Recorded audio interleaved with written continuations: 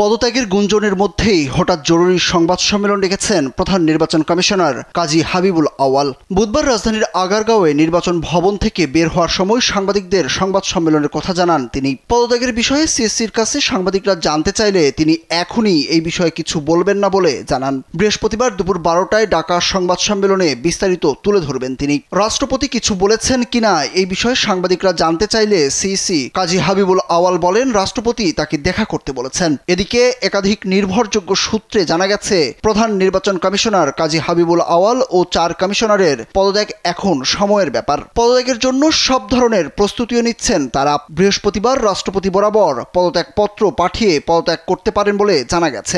ওয়ালটন ফ্যানের aerodynamic blade ঘরের কোনায় কোনায় ঠান্ডা বাতাস ছড়িয়ে হাওয়া বদলে নেয়।